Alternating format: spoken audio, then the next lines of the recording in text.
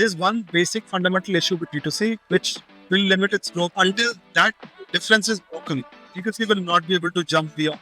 So I see there's a huge opportunity for D2C to cover up. In next 2 to 3 years, what are few things you think that AI will take over? Generally, a little hard to predict accurately, but yeah, a lot of programs will be built by non-programmers, and I think that is going to start a whole wave of startups and applications and all these things. How important is marketplace playing role in this D2C brands nowadays? See, if you look at India retail, 93% of retail is offline, 6% is marketplaces, and 1% is people selling from their own website.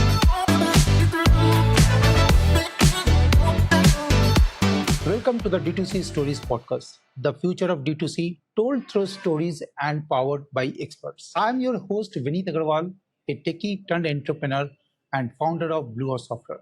I have been working in the D2C space for over 20 years, helping more than 200 founders shape their digital roadmap, scale their brands online.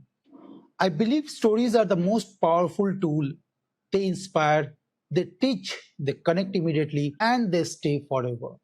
Through this podcast, I sit down with some of the brightest minds in the D2C world, founders, D2C marketeers, technologists, and domain experts to uncover their real stories and turn those stories into valuable lessons for anyone building in this space. Let's get into today's story. Today on the D2C Stories podcast, I'm honored to bring someone who has played a major role in shaping my journey in the D2C space, Vijesh Sharma. Vijesh is one of the brightest and sharpest mind I have ever worked with. A critical thinker, a strong decision maker, and a true mentor for me. I learned more from him about D2C, e-commerce, and scaling businesses than words can cover. Vijesh has built fashion brands, led category building businesses, and now is creating cutting edge AI product to empower D2C brands worldwide through Merca. Every hour spent working with him has been an investment in learning. And today I'm thrilled to have him with us in the show. Let's welcome Vijesh to the show. Hello, Vijesh. Thanks, Vineet. That was a very generous introduction. Thank you very much. I really get where you're coming from.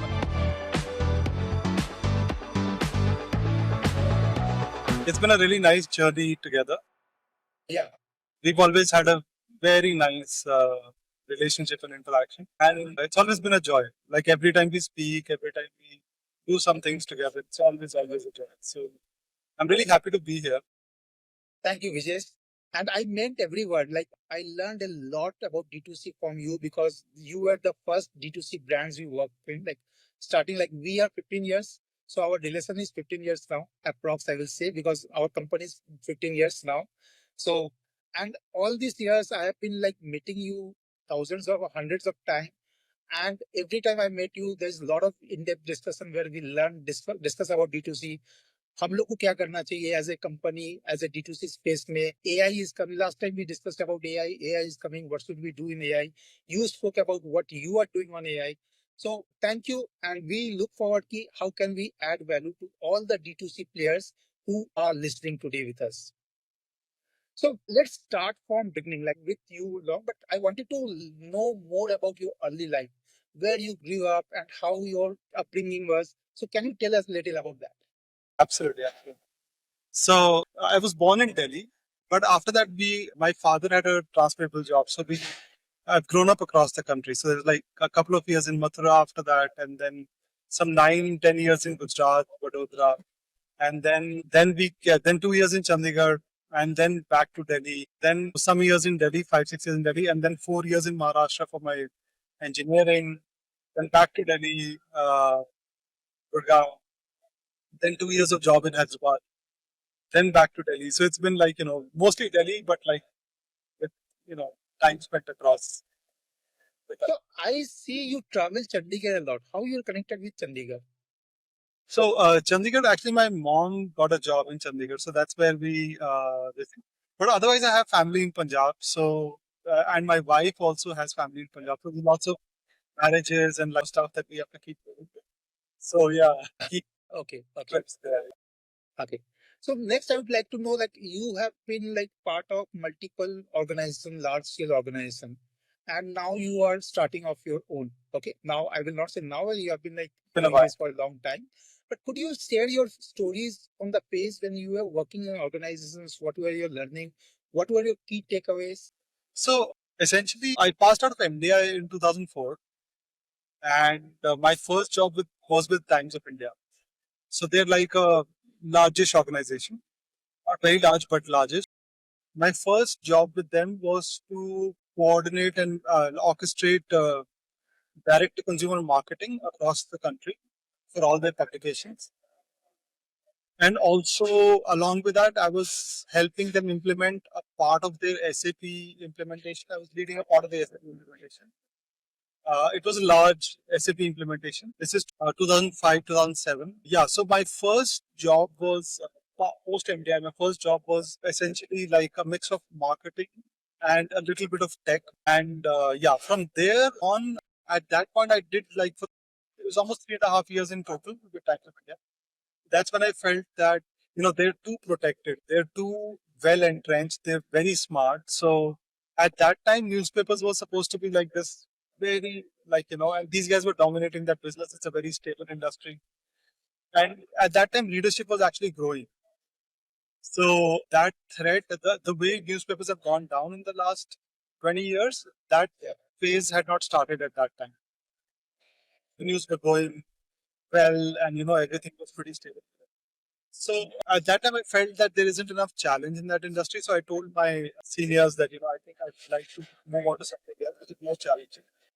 It was a great job role, and they kept me very well. But I felt there's more I can do. So at that point, I was looking for opportunities, and then there was an opportunity within the Times Group where they were starting. They had started a car and bike portal. It was called auto.indiatimes.com. So it just started that. So I joined there. I was one of the very, very early people. And then my ex-boss from Times of India, my earlier days, Amrinder was there. And then I joined him, and so that's where we started working on Zigwheels. So rebranding out of India. So Amrinder was leading the project. I took care of product development, some part of SEO, essentially more on tech and product and design. So yeah, that was my first learning of internet. That was my first experience in it. So we started that in 2007, and by 2010 we had become India's number one output.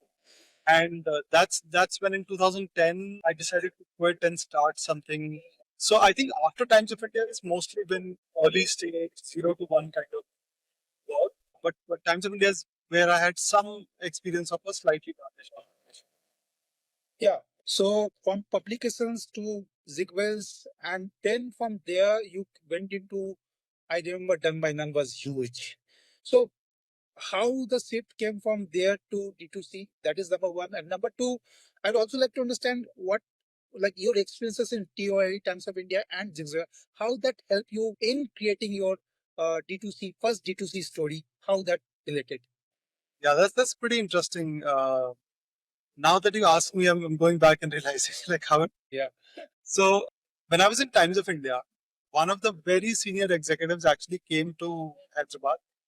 I was leading a part of like Hyderabad city. I was leading the distribution, part of it. So a very senior person came from the organization, and we took him around and all that. So he was like a CXO level person. And then I realized when I spent time with him that although he was very sharp, he's a very sharp person, but he wasn't as driven or motivated. Like he was still kind of just doing his job sort of a thing, and then his excitement wasn't like wasn't in his job and in what he was doing. So I just noticed that I also had lots of friends who were entrepreneurs, and those friends then had. I used to spend time with them, and I liked the idea of like how those guys could just step out on a Tuesday afternoon. If you're in a mall, they'll just come over and say, "I thought you were here, so I'll come over." And like they were kind of masters of their own time. They were able to experiment with a lot of things. They were able to hire whoever they want, start a new project, and like dabble around with things they wanted to. So at somewhere in that time in 2005ish, I saw the contrast between a job and like a own thing.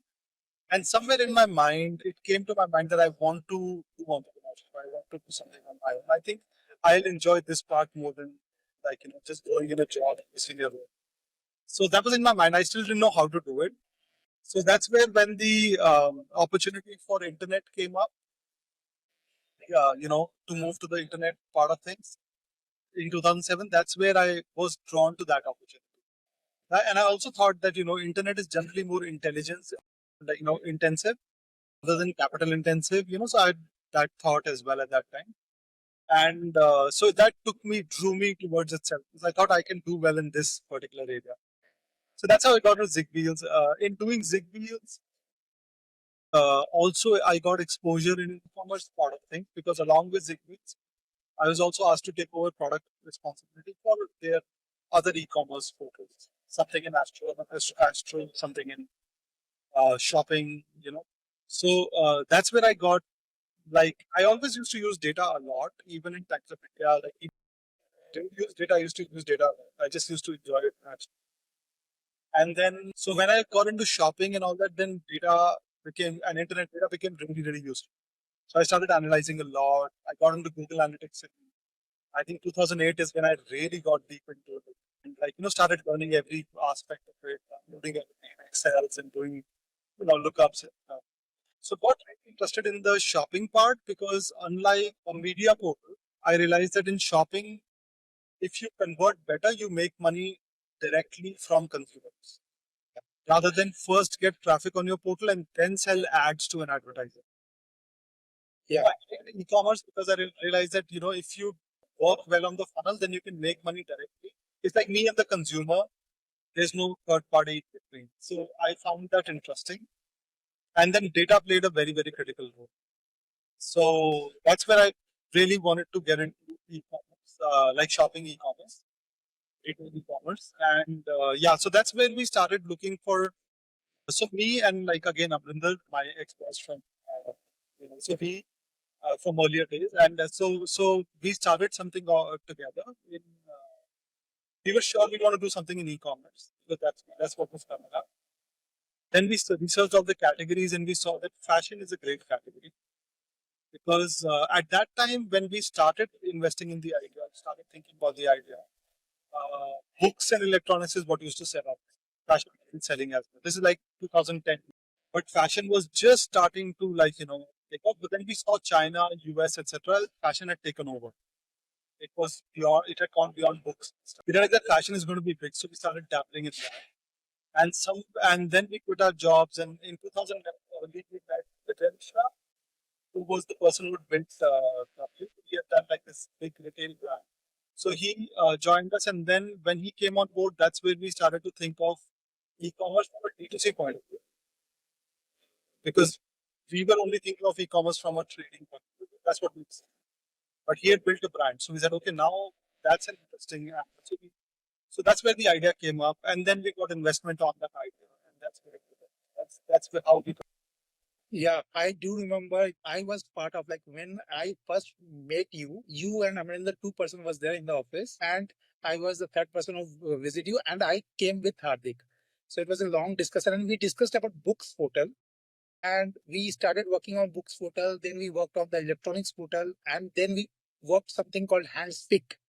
And finally, we decided to go with Done by None, and it was lovely journey. I think I worked with that for 4 5 years, and it was like love. It was a very, I will say, a very enriching journey. Like from zero, I was learning everything, and I was implementing. And you and Amrinder both were much patient with me because I was learning and doing things. But we did things, and I enjoyed that. So in Done by None, I remember you start with pure e-commerce, and then you also went to Shopper Stop, and those branches you also started your kiosk there also. So what was your experience there? Like those were like for like not at that time it was not very famous strategy to go on. So what was your strategy? Like what was your experience on e-commerce and shopping shop concept? Can you tell a little about that? Yeah, I think with Done by None, we were mostly focused on our own website, sales from our own website. And I think what really worked for us was that we were able to get a huge amount of our sales from organic social media with viral content and all that. So I remember at that time, 40% of our revenue used to come from, organic viral posts, on Facebook and all that. So we were probably one of the first companies in India, at least, to use Facebook effectively for revenue. And even Facebook ads, we were one of the first people who started spending more on Facebook ads than Google ads back in those days. This is 2012, 13. And in 2013, towards the end of 2013, Facebook had a huge change in their algorithm where they started to consciously suppress virality and force content creators to pay for traffic, so to say. So that's where ads became more important, and a lot of our viral content did not come. Like virality was really suppressed, and those things started changing. So I think somewhere in 2014 there was also like a kind of an investment winter coming on. That's where we started to explore other channels, but it was a small, short exploration. So we did speak with Shopper Star, with offline advertisers and stuff, but what we realized after a while was that that's a much slower channel, and also the cash flows were different. See, the whole thing of D2C is that you get your money from consumers, so it's like having your exclusive brand out.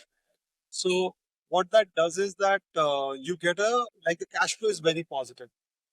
You have to pay the advertiser a little later. You have to pay your vendors. You get the money. It's a cash flow positive thing. So that's attractive about D2C website.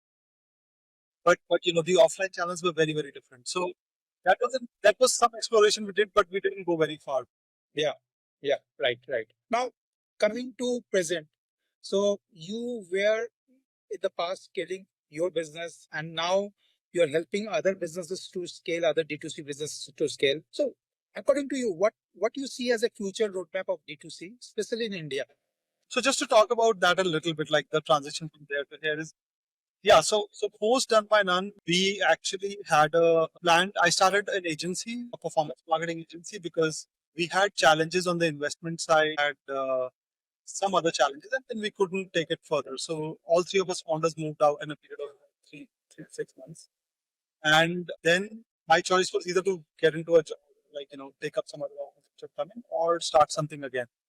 So I realized that it'd be too much for my family if I start a product like all over again, because it has its Yeah, an agency is a good place to start. Then product opportunities come along. That sort of happened actually, though it happened later than I thought, and it took more work than I expected. But yeah, that did happen. So as a performance agency, it's still on. I mean, we work with 100 plus brands across the globe.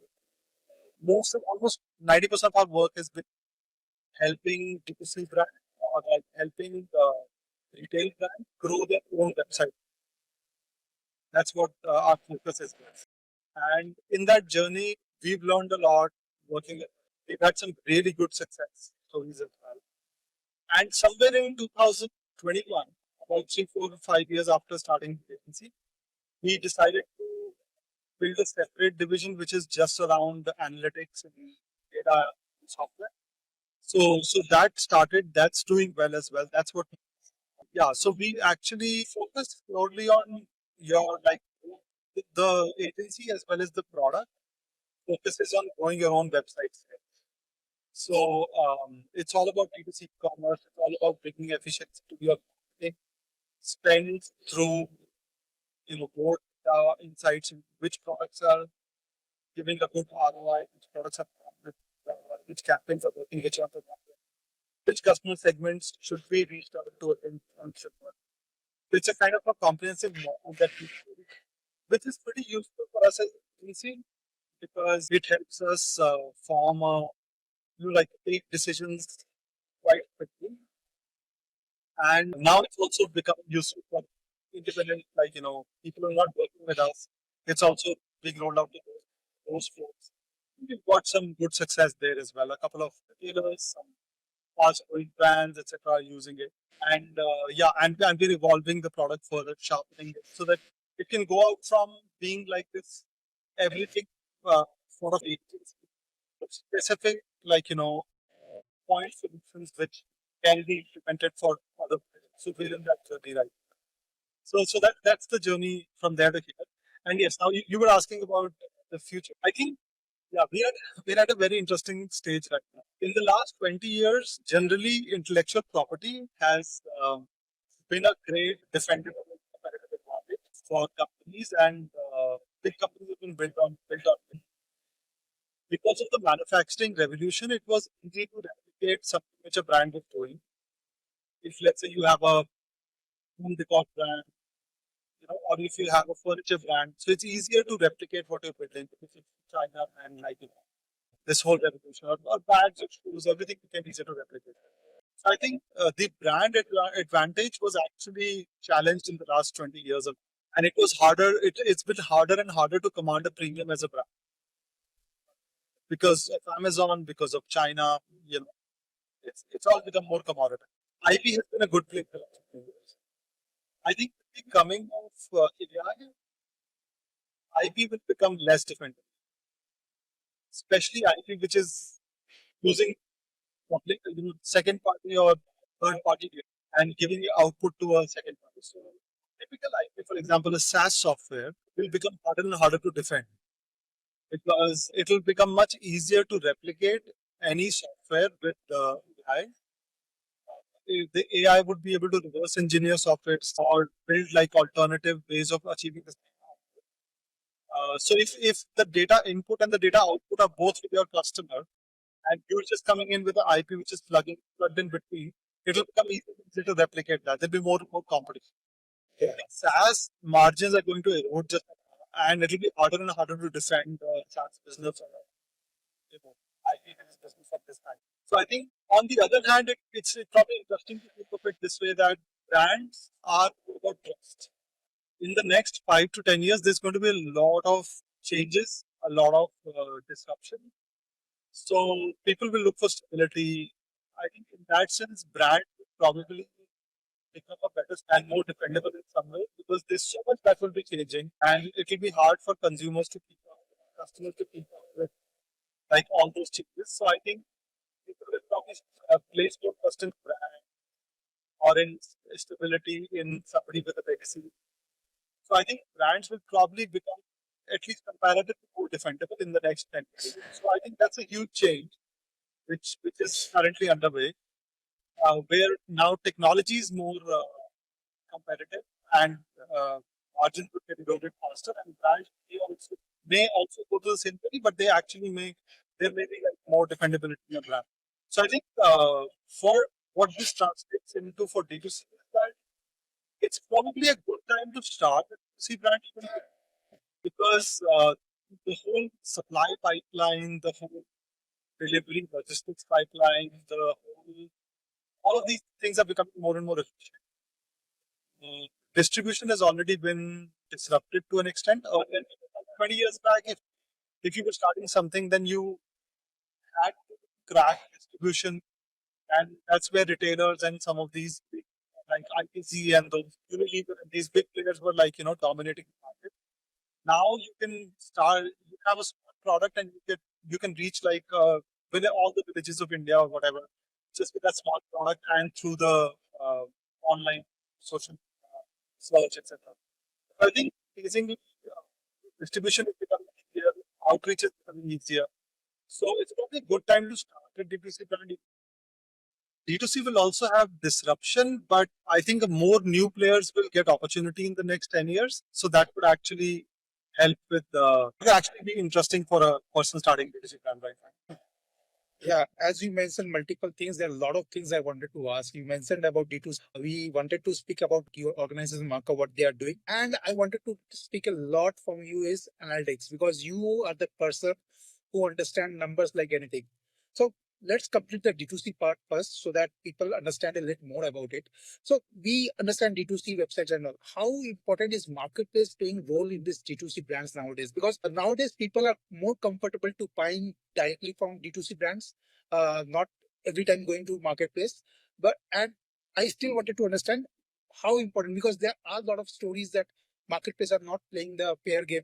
There are a lot of advantages that they have and they are not playing the fair game. So in this entire story, how you think the D2C should adapt with marketplaces?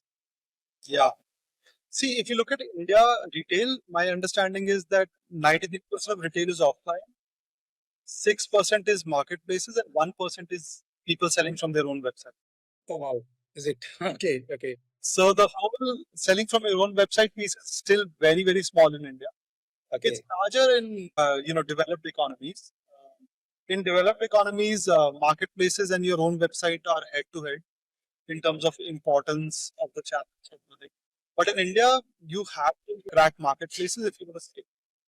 The the role of D2C, the role of your own website, like direct to consumer kind of sales, is that when you start a brand and you're still figuring out your pricing, you're still figuring out your product proposition, you're still figuring out your audience, you can learn much faster with your own website. So maybe the first, let's say, 50 lakh to 2 crores per month of revenue should come from your own website. Once you hit that 50 lakh to 2 crores sort of number, depending on your situation and category, you must start exploring marketplaces as well. And at maybe 4 5 crores a month in total, you must start thinking offline. So I think D2C has a very crucial role to play in terms of learning, in terms of evolving your product proposition, and for brands which already are doing a few hundred crores or more, uh, D2C is actually a great channel to build on. So I think those are the specific roles of D2C and marketplaces. See, you have to go where if you're you have to go where the consumer is. So people are spending time on Amazon. They are spending time. So you don't want to depend overtly on those channels because then it creates a huge platform. But you want to utilize those channels. Sure. That's lovely. The numbers were also great. So you said that key people are selling like for a brand, their website is just 1%. You said right? So did In you India, say? overall, people selling from their own website, the total retail share is 1% or probably less. Oh, wow. Okay, okay. 6% about is marketplaces and 93% is offline retail. So I see there's a huge opportunity for D2C to cover up. Yeah. There is. The thing is that there's one basic fundamental issue with D2C which will limit its growth until that issue is solved. The issue is this that as a D2C within my own website, when I acquire a customer, I spend let's say $1,000 or $500 to acquire a customer, right? And I'm able to sell 2,000, 3,000 bucks, maybe 8,000 bucks or 5,000 bucks of revenue I'm able to get from that customer in their entire lifetime. That's your typical D2C equation. Marketplace will spend probably less than that to acquire a customer, which is like 200 bucks. And they will probably earn 30,000, 20,000, 10,000 bucks from that same customer over the life. So the efficiency the marketplace has because of the width of product, because of the maturity of delivery, because of trust that they've won from these is so much better that until that difference is broken, D2C will not be able to jump beyond. Yeah, completely. Yeah, right. So from D2C now, I would like to talk a lot about analytics because I know as a person like you understand numbers like anything. So let's start with that. Founders often collect a lot of data, but they struggle to convert into a actionable like what to do with that data. So how did D2C founders build a culture of actionable analytics inside their business, and what all numbers that they should collect and how they convert that into an action related to business? Very, very interesting topic. I personally like it's my area of interest as well. So Yeah. very interesting topic. My experience is that one thing is collecting data. Second thing is being able to process that data, and the third thing is being able to delegate decisions to that data. Okay. Basically, decision making using data. So I think the first issue is within D2C is not a problem. D2C generates a huge amount of data. Let's say if I'm selling sandwiches on the road, then I have very little data that I'm collecting because nobody's giving me their phone number. There's no cameras which are capturing how many people came, what their facial expressions. There's no feedback system, so there's no data being generated. But with D2C, If somebody clicks on an ad, the ad that has been shown to them, come on the website, what did they see, which product did they see, which image did they see, which size selection they did, where did they leave the card, etc. All those things are like being captured. D2C generates a huge amount of data.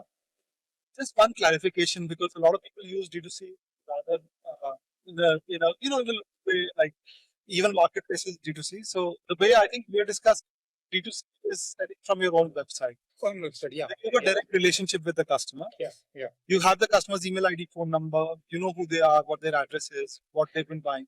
So it's a direct to customer relationship. So it's either your own store or your own website. So yeah, so for D2C, a lot of it generates a huge amount of data and you have full control over it. So the first problem is kind of solved in D2C already. A lot of people have to make small changes to start capturing that data. A lot of people don't capture this data actually.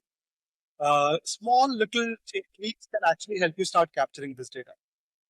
The second part is processing this data. Now, in processing the data, there is one very large challenge for e-commerce. E-commerce produces a lot of data, but very few transactions. There's a lot of customer product interactions happening at the ad level, at the website level, and then within the order basket and in repeat purchase. But if you compare to the number of transactions or the revenue generated to the number of amount of data points generated, there's a huge difference.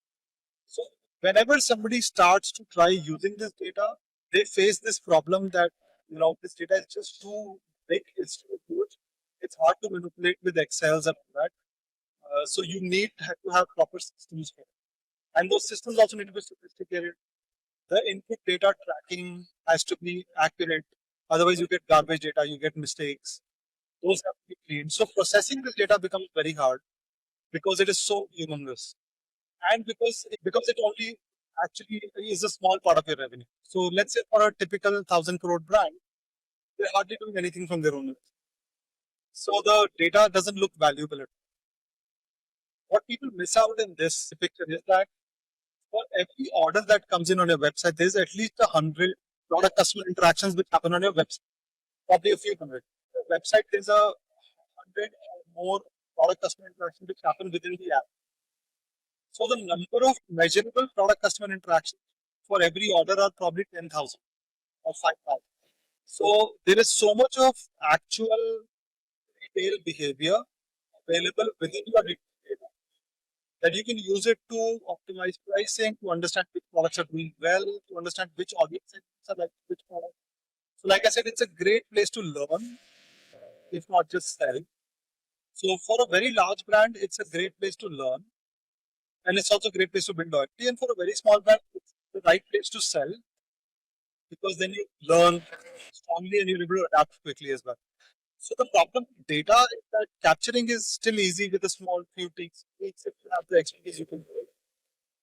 Processing the data is hard because it's huge, and that's where we built a solution as well, so that it can process those large amounts of data, combine everything from market to merchandising to inventory to order data, product data. So that part is hard, but it's valuable. And then comes the part of actually taking decisions with data. That's where I feel for India right now, there is a culture lag. We still, as a culture, there is still we're still in that age, in mindset, at least we're still in that age where most senior decision makers are still in that age. They're still saying that, no, data is fine, but I know what to do. And a lot of people are caught up in operations. So they don't have the time to process data and they have the patience to clean it up and to refine it and to take it to a point where it can actually give you strong decisions. So I think there's a culture and a working environment because most Indian founders and senior people, especially startups and retail in general, are mostly just dealing with challenge around operations. So that kind of settled down, cold, proactive, long-term decision making isn't part of the culture right now in most places. Then there's this whole culture of data is fine, but I know what to do. Like, okay, tell me what your data says, but fine.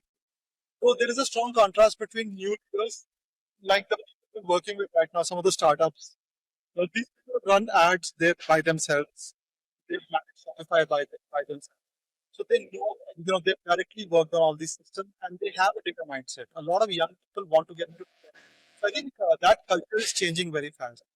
And in terms of whether data can take good decisions or not, I think personally to me it's clear that data can take better decisions when it comes to operational efficiencies, when it comes to monitoring, when it comes to finding out anomalies. For all those things, actually data can do a much better job than humans. For creative thinking, for example, let's say data will tell you that yellow shirts did well last summer, so we should do more yellow.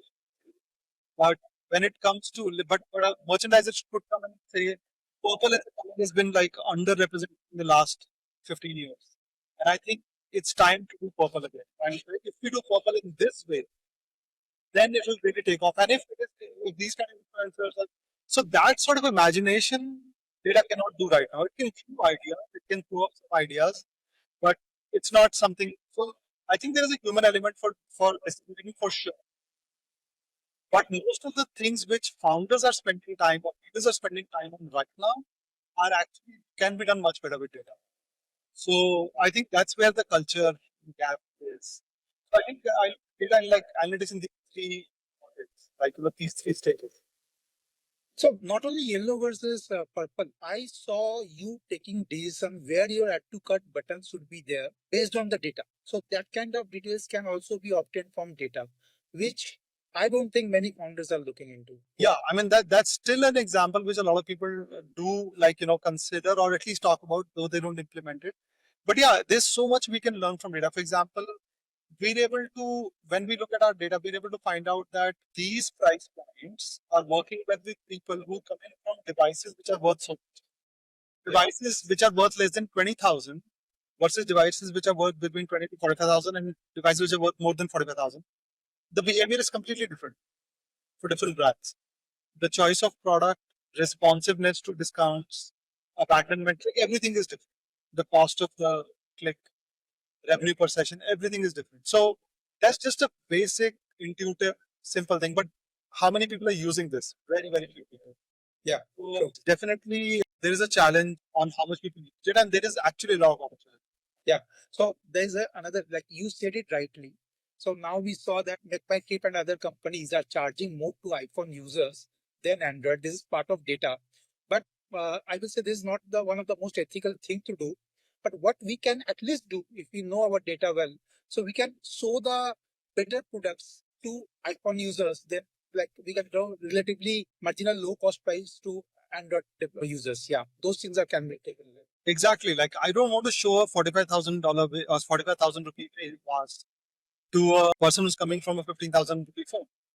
Yeah. They never find it relevant. I mean, there's a 90% plus chance they'll never find it relevant. So before we jump into Merca and see how that solves the data problem, so can you give us 5 metrics a D2C founder should look into every day for to make sure that they are on top of their like data wise, they are top of everything? Yeah. Absolutely. I think the top 5 metrics are pretty much clear across the industry, like ROAS, revenue, probably cost per session from advertising, like the cost per new customer. So like some of these, a set of like 10, 12 such metrics would be top metrics, which I think founders do look at. What is probably missing for most people right now is that if some of these metrics get shaken, what are the second level metrics which can help me point towards why this happened? And ultimately, those metrics should help you break down whether the problem is a thing which my creative team can address. Is it a problem which my media buying team or performance marketing team can address? Is it a problem that my merchandising team can address? Is it a problem that my technology team or team can address? Or is it a problem that my fulfillment team can address? So you want to know, like these metrics are top level, but then these are like second, third level metrics. Just point you in the right direction, tell you that, listen, this issue needs to be addressed by the creative team, not the performance marketing or the merchandising team, not the logistics or the marketing. So I think that's what most founders currently have a challenge with, because when they sit with their teams to review those numbers, everybody is looking at their own set of metrics. Right. So I will rephrase my question in that case. Maybe you give me 5 matrices which founders are not tracking, but they should be tracking. Can you give that? Totally, totally. Like one thing would be creative fatigue of their ads. So when are my ads getting into like when do my creatives need refreshing? And being able to look at that proactively. So that's one. Most of my examples will probably be around, fashion e-commerce because that's where we've done a lot of work. Yeah, sure. So one is creative fatigue.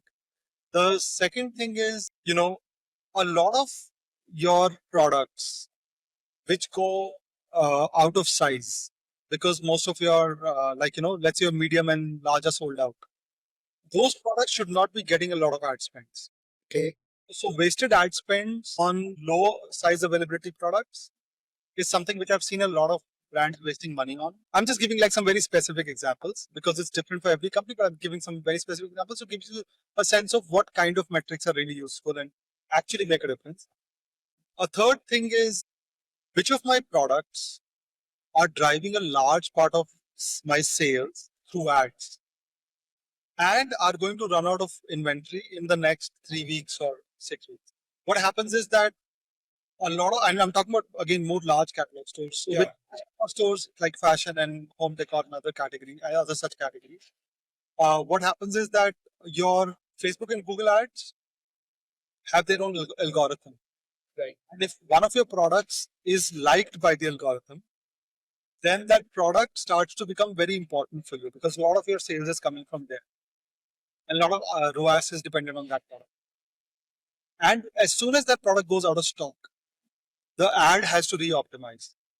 And later on, if you get that product back in stock after 2 months or so, or after 15, 20, 30 days, whatever it takes you, the same product may not be picked up by the algorithm.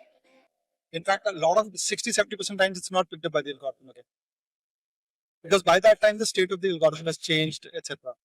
So it's really important to proactively know which of your products are going to go out of stock and proactively refresh or replenish them. Okay. Yeah. Yeah. Another important thing is what is your inventory velocity for each product on each of your channels. So this product may be doing well with Myntra and it may run out of inventory in Myntra in the next few weeks, but it's not moving at all in my own website or in my store. So at a SKU level, you need to know. In fact, a more generic way of saying this would be that it has become more and more important to manage availability, pricing, content, all these things at a SKU level now.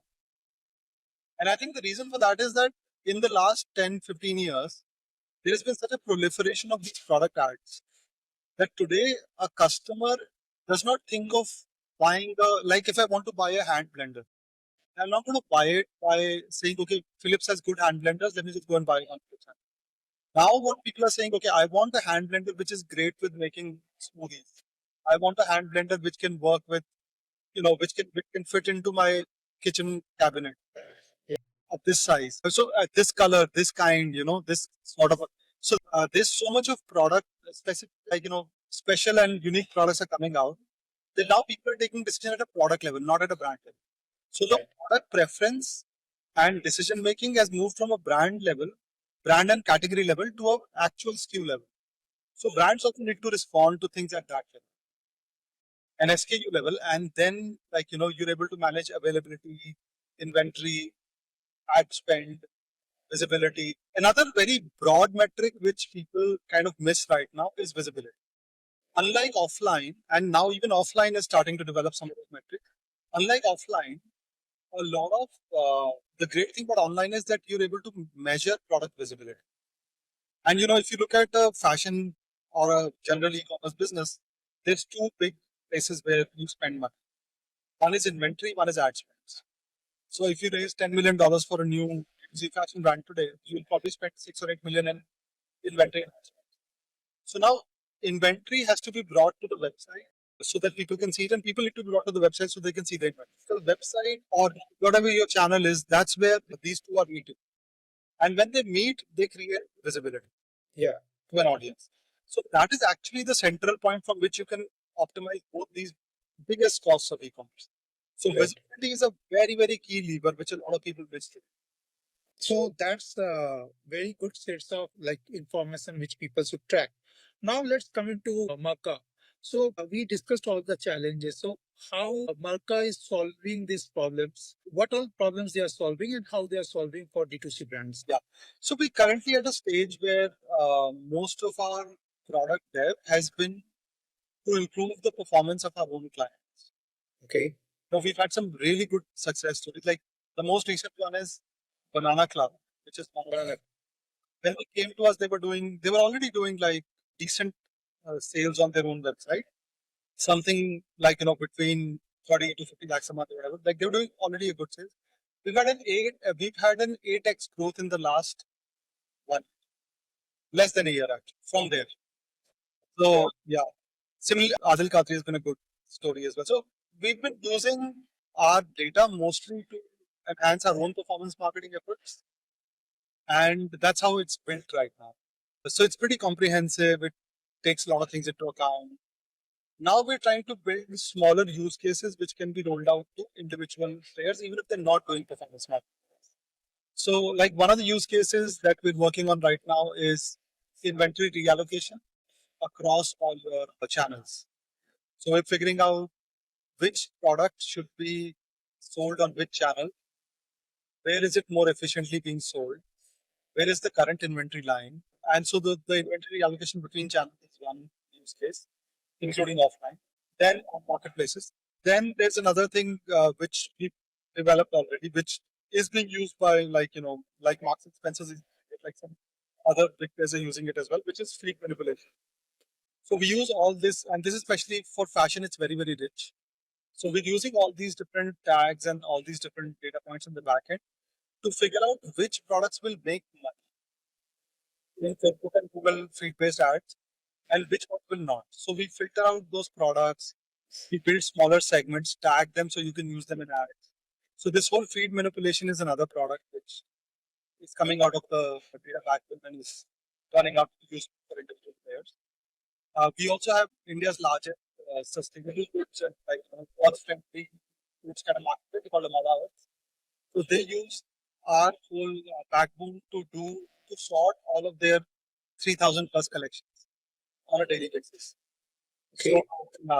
So we actually score every single product on some key parameters like clickability, purchasability, inventory cover, freshness, margin, size availability, etc. So all of these metrics are used. So the merchandiser, for example, in Amana would have merchandiser sets priorities for each set of categories or a collection and says that for these categories, I wanted to focus on freshness. For these categories, I wanted to focus on freshness, but also on moving out these products faster, or I want to focus on conversion, or I want to focus on engagement. So they're able to set those parameters like these purchase, like set metrics with parameters, boost certain categories, certain price points, suppress certain categories by price points, manage that the same category should not get repeated over and over. So they're able to make all these settings, publish that points, and the system uses these settings to redecide every day which products should be sorted in. So it's like this meta method of managing visibility on the website. So these are some of the things which have come out right now. So you have built all the features for your product and that works excellently. So I would just like to understand how you are building it, and especially you are building those algorithms manually or how you are using AI. Now everything is into AI, and so I wanted to understand how do you are using AI. So that is something I would like to understand. Yeah, no, that's a great question. I actually like LLM started getting popular and we started dabbling with it and all, and it's also evolving very fast. So initially I was a little scared, and then I was a little excited that we'd be able to do things much faster and all that. But when I started using it, I realized that a lot of the deductive logic that we write and a lot of the on ground issues. For example, when I'm building an algorithm, I know that in many instances, page views may be coming twice for every page. That's a common issue in Google Analytics implementations. Or that the UTMs may not be very well put in to your ads. When we're building our models, we take these likely issues into account and then we build it in such a way that it's resilient to these data problems. So what happens is that if I try to write algorithm, if like I don't think AI will be able to do a lot of these deductive algorithms very soon on its own. It can play a subordinate role, but I don't think it'll be able to do most of these logics, like with all these specific issues taken into account. So that was the first thing I realized some a couple of quarters back. More recently, when I started trying to use it to write the algorithms itself, to reduce the time I'm spending on writing these algorithms, etc., I realized another thing that currently the way LLMs are built, they're great at illustration, they're great at describing, even summarizing. They're great with association.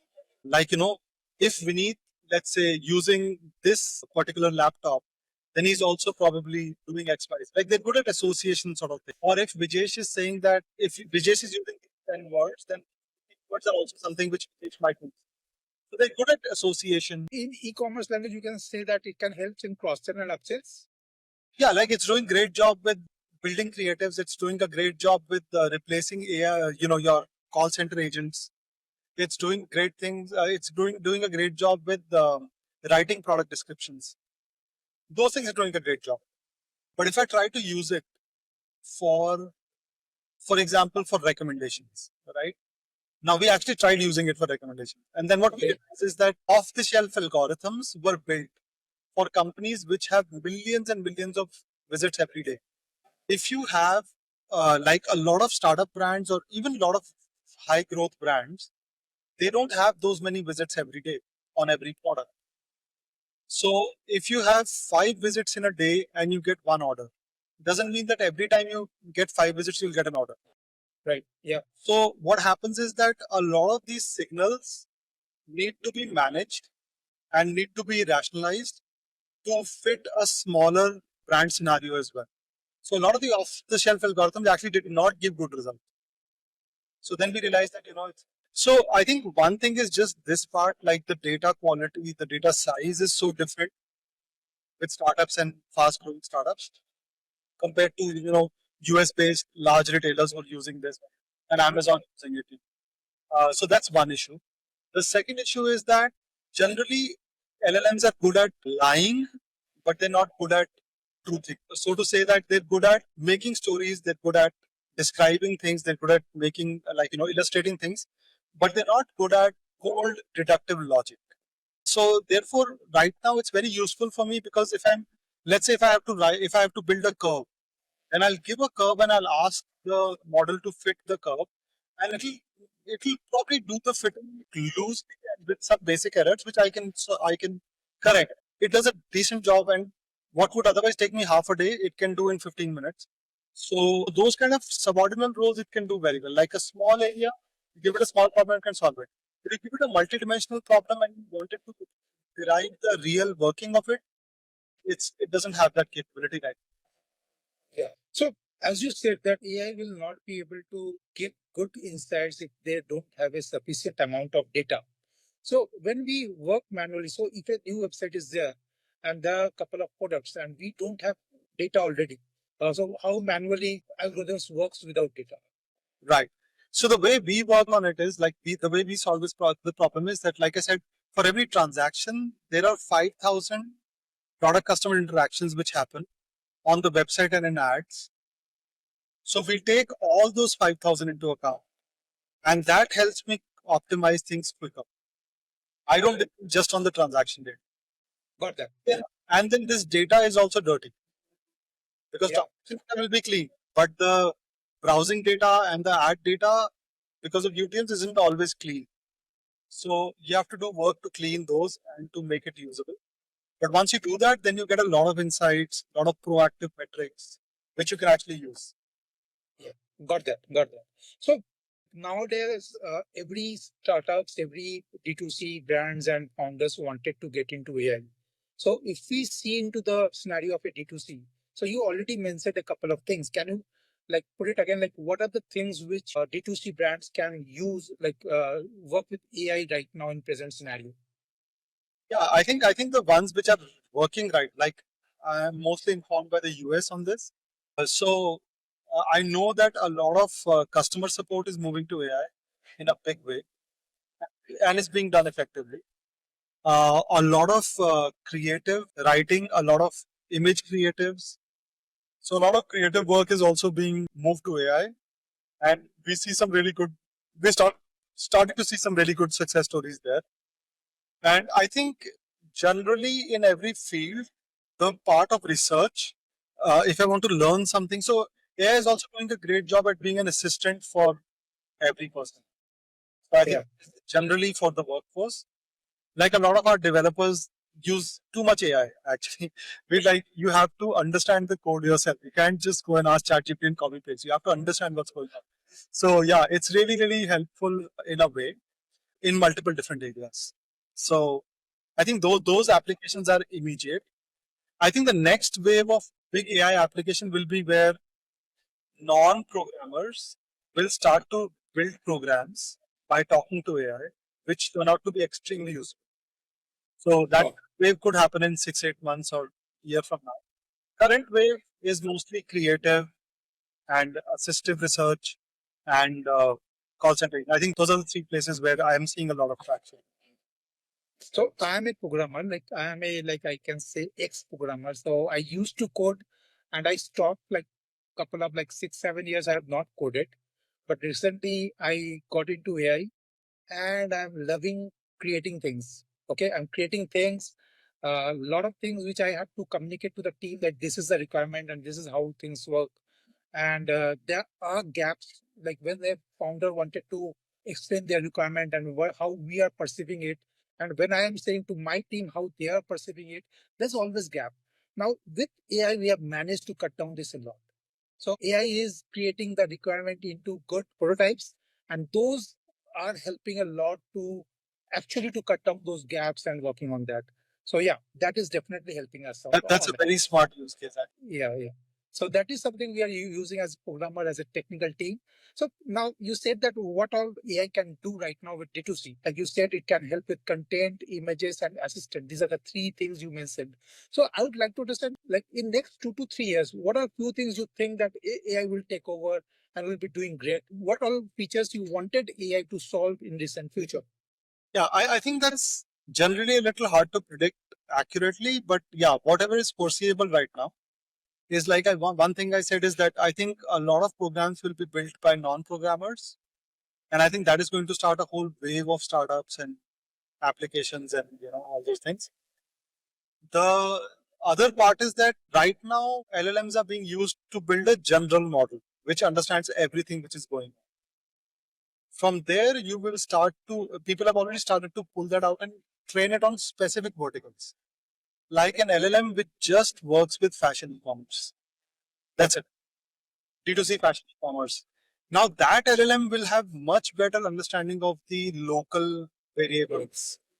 And I think those vertical specific use cases will again start to turn out as big success stories in the next few years. And I think the mixing of AI with robotics is another thing which is very likely to throw out some very surprising results or really path breaking results in the next few years. Those are some of the foreseeable things from what I. Yeah, makes sense. Makes sense. Coming to this now, next topic is you have been traveling internationally for like your D2C venture and your product with that. So I would like to understand how Indian D2C stand when compared with global brand, and what are few things we need to learn from them, and what are the things where we are falling back we can work on. Yeah. So my exposure is mostly US. I've spent like 3-4 months in the US last 1 year. Plus I've traveled, of course, Europe and Asia and all as well. I think what I've understood is that in terms of tech in general, not just D2C, in terms of tech for sure, China and US are way ahead of us for sure. Okay. In terms of D2C e-commerce tech, I think certain parts of Europe like UK, Germany, maybe France are ahead of us by a few steps. US is like ahead by leaps. But if you look at Middle East, if you look at Southeast Asia, look at a lot of other geographies, we're actually leading. So they're actually behind us by a few steps or more. So when I go to Asia, when I go to like Middle East, Southeast Asia, etc. That's where we have customers. So when I go there and I talk to those people, then I realize that just the number of transactions that Indian e-commerce is high, and because of our general like higher proliferation of people, societies, like most young people are into tech and all that. So we've covered more ground than these countries. So I think that's how it is. Like US is really leading, and then there's Europe, which is behind, significantly behind. Parts of Europe are in front of us. Parts of Europe are behind us in terms of tech. Then there's Southeast Asia, Middle East, and like some of those places which are behind us. So that's generally the So in this age of information where everything is available on internet, I live in a tier 4 or tier 3 town. I see it is very much updated with cities in India. So why there is this gap? Can you explain that? I used to think that as well before I started spending time in the US. So I think, like they say, the future is already here. It is just not very evenly distributed. So if you spend time, so I think specific places in the US and in general also, but specific places in the US, people are so serious about work and like they for those I've met a lot of people for whom their career is their number one thing in life. Like it is the most important thing in life. They want to produce really good work. I mean, of course, family and all is important for everyone, but I've seen people take their work very seriously, and I've seen people really go deep into whatever everything that they're doing is there are many levels. Like even sales, the way they do sales, the way they do prospecting, everything is like so researched, so well thought out, so proactive. So I think there's a general culture difference between US and the rest of the world. So I'm not even saying US and India. I'm saying US and the rest of the world. If you look at the general inventiveness in the US, it's crazy. Like every software you're using, the Mac device I'm using, the phone that you're using, the idea of t-shirts, the idea of mobile phones, the idea of like so many things have just come from the US. Like I think the level of inventiveness in the US is way higher, and I don't think people are inventive everywhere. But I think the journey post invention to monetization journey is extremely mature in the US. That is what makes it really different. So invention requires a certain level of risk taking, a certain level of curiosity, etc., which people have across the world. But taking an invention to market carries a certainly higher amount of risk, requires a certain kind of ecosystem, requires other people to believe in it, requires other people who are eager to invest in it. I think that system is very, very evolved in the US. Okay. I think that's what makes the biggest difference. Like when I met people in the US, almost 10, 15, maybe 15 plus of the people I met either had themselves or somebody they know closely. They knew somebody or they had themselves built something or invested in something new, which made 10 million, 50 million, 100 million or more dollars for them. A lot of people personally know somebody who's made like $80 million, $20 million, $100 million because they invested in something new, because they built something new. That, like, if you look at India, everybody knows somebody who's invested in property and became rich. Yeah. That's why everybody believes in property. We'll take humongous loans to. So I think it's that mindset. So it's all about culture. And now it makes sense. As I said, I was thinking why there is so much of difference. If it is, but I can understand the culture mix because it will take time for us, like any technology which is already there, which can be taken care of like in India right away, but India will take a year or two to start using that and to be a part of that. Yeah, understand. And for me also, it's a learning because I know AI is there. Okay. And it's like there people are doing a lot of things, but to be true, like I started last 3 months and I'm enjoying it. Now I can do things and that. So I understand that. I can make that makes a lot of sense. So thanks, Vijay. So we are almost in the last phase. So I will ask last few couple of questions just to understand. So I would start with like, what is your favorite Indian D2C brand and international D2C brand, which you look forward for and why? So it'll be hard to like place an exact thing. From within Indian brands, I think there are different kinds of brands. Like I love the way Nicobar has brought like the whole aesthetics piece to e-commerce. They've done a great job at that. Okay. Both Good Earth and Nicobar. Yeah, I probably have to think more about general case studies across the board. It'll be hard to pick specific brands because there's just so many. So I think that's something I'll have to probably think about a little bit more before I can answer well. Sure, sure. Because like there's so much innovation that keeps happening. So sometimes you like a feature in some website, sometimes you like another feature, or sometimes somebody's product collection is really great. So it's hard to like place one clear winner, or I think I'll have to think more about it before I can answer that. Okay. And any international brand you would like to name right now? There's many brands which come to mind, but it's hard to like, select from all those. Like Ulta Beauty has done a great job with the whole omni-channel thing. Then there's, I used to love a brand called Vita Brand. They had really funny product descriptions and it was really, really fun to be on the, I used to just browse the website because it was so much fun. Wow. And there's some, like there's a brand from the UK called, I want one of those. I think it's called ivoot.com. They had a really interesting product collection. So Okay. I don't know if they're still live or not, but they had this really amazing product collection. It's totally like so different brands and like it's hard to put a single brand up there. Okay. So last two questions, Vijay. Is there any category which you think is not into D2C that way or that will is going to grow in the future a lot? Any one category, like you are into fashion a lot, and any one category you think that will grow like anything in next couple of years? Yeah, I think food is at an interesting point right now because distribution is hard in food. There are so many stores. So I think in some ways food will probably become a more interesting channel. Although quick commerce is doing a great job with Yeah. introducing brands of food to the public. So I think that will become interesting. So that was my next question. How quick commerce is going to change the present D2C scenario? Because a lot has changed like with quick commerce. They are profitable, they are doing well, people are loving it. And so how other brands are going to get into this, how this will change things indeed. I think quick commerce has surprised most people. Yeah. A lot of people are like quick commerce is just a feature and all that. I think the combination of factors that have worked for them is that ultimately you make margins with only top 2%, 3% of Indian consumers. It's very hard to make margin with the rest of them.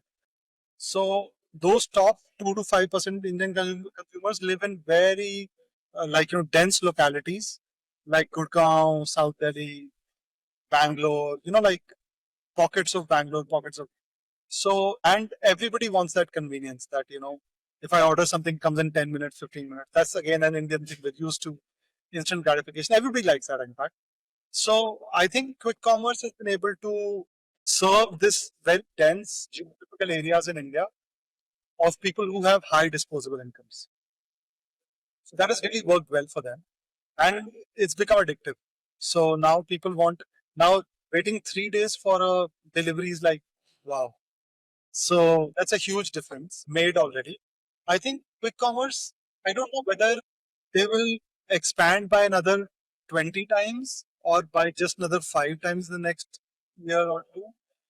That is still to be seen. And how much of competition comes in and within like Flipkart has started something called minutes, etc. So how much of that comes in, we have to see. Also, the challenge with the quick commerce again is that your warehouses are in a very expensive place. So it's hard to stock too many products. So that's always a constraint. So we'll have to see how much further it goes. But within the categories it's doing, it's going to continue doing a great job. Yeah.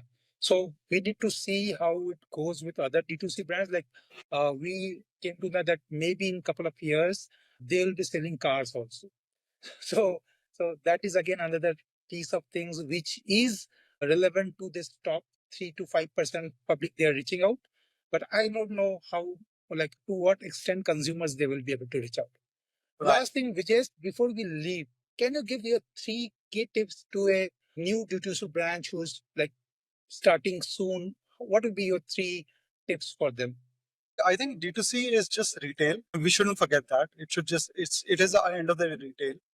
It's retail on steroids in a way. It's retail with like where you have 1,000 eyes, you can see everything.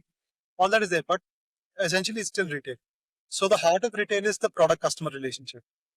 So product customer is the heart of retail, and then there is the discount or the price, the message, time, location, like all those factors also. So those are the factors which affect any channel of retail. So they also affect D2C. So those are factors you have to focus on. When you're starting a new brand, I would definitely suggest it allows that you start with your own website and you learn how to grow, because the success of your brand depends largely on how quick you're able to learn it out. Nobody has the right pricing, nobody has the right product, nobody knows the day one. All these things are going to be discovered. And that discovery happens most efficiently on your own website.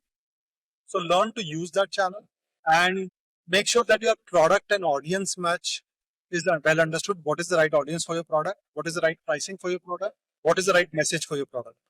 These are the first three things you when you're starting a brand. That's awesome, Vijay. I think we have come to an end to this podcast. Yeah. So Vijay, it's always a masterclass talking to you. Thanks for sharing all your insights, experience, and real world lessons, which really helped. I'm sure our listeners, just like me, will walk away with a lot of new ideas and better understandings of what it takes to succeed in a D2C business. Thank you very much, Vijay. Thank you. Thanks a lot, Vineet. I learn as much with these questions as you do. Like, when you ask these questions, then it also becomes more clear to me. Thank you. Thanks a lot for having me. Thanks, Vijay. To all our listeners, if you enjoyed this, don't forget to follow the podcast and drop your feedback in form of a review. I'm starting up and I look forward to your feedback. Share this video with your D2C communities and WhatsApp groups or someone who's building or dreaming about building a D2C brand. This is D2C Stories podcast, the future of D2C told through stories powered by expert. I am Vineet Agarwala and I will see you in the next story. Thank you.